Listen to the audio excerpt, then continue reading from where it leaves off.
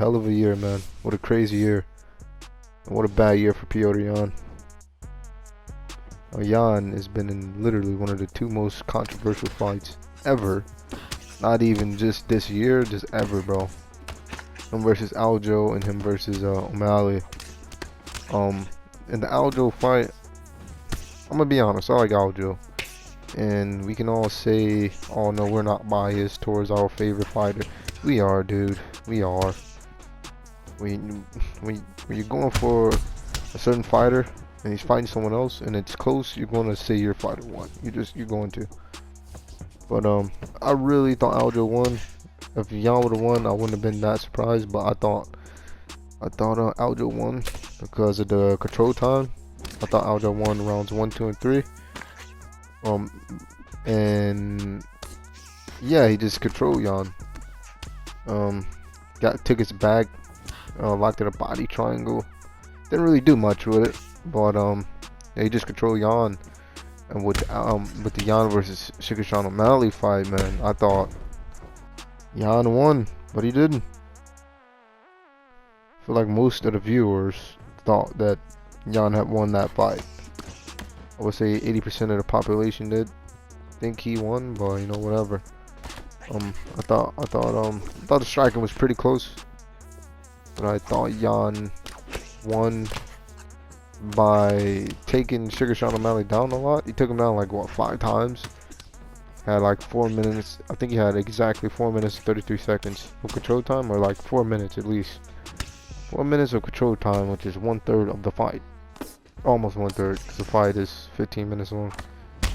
And that's almost 5 minutes, but like, yeah, man, I guess you don't take that into consideration anymore. I don't really understand the scoring system. It's based solely on damage. And I felt like they were both damaging each other, but I'm gonna be real. O'Malley was damaging Yan more. I think he dropped him once, or Yan slipped. I can't really remember. But after the UFC 280 fight, man, Yan was thinking about leaving. I don't know if he's still thinking about that. I wouldn't be surprised, man. I wouldn't be mad at him if he did, because he was in 2 fights he could have arguably won. So I mean, I understand. Dude's upset, man.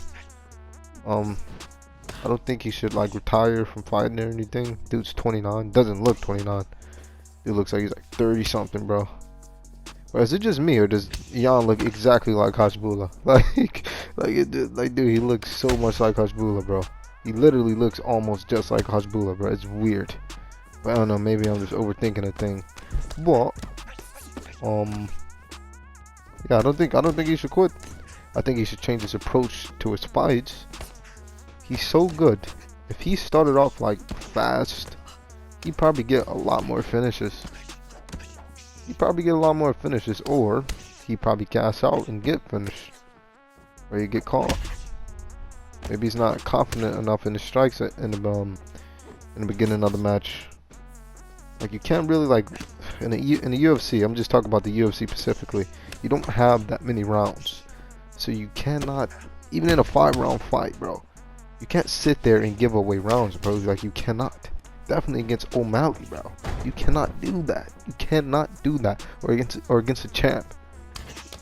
But definitely against someone like seano'malley, literally one of the biggest names in MMA right now. You cannot do that, bro. You can definitely in the UFC. There, he's literally like one of their cash cows. You know, when seano'malley's on the card, bro, people are gonna watch. I'm gonna watch. He's a dope fighter. Has the colored hair. He can promote himself. So you have to dominate dudes like that or finish them. I feel like if Yan would have started off like he was, dude, at the beginning of the fight, man, he was throwing those nice roundhouses to the body. He was getting out of the way of the teeps, of Sean's teeps. If he would have smothered Sean punches, like if he would have smothered his punches and just slipped, got in the inside, slipping, getting underneath shots like how Ilir Topuria, how he is, or how like someone like Rod Tang, they slip, they duck, they catch shots, they're trying to close the distance. Yan was literally posting, he was literally framing out and stand on the end of O'Malley's punches, so all the power is at the end of the punch. So he's going to catch all of that power. And Sean hits hard. So if he catches you, bro, he's probably going to knock you out. But Yeat has a chin. But eventually, you know, that wears you out, man. Even though he has the high guard, yes, he's blocking shots. But blocking shots, even when you box, it's not always good to block. It's not good to just do what he does, because you get your body destroyed. That versus a really good boxer. But with how MMA is, you can't really go to the body too much because you probably get kneed or something.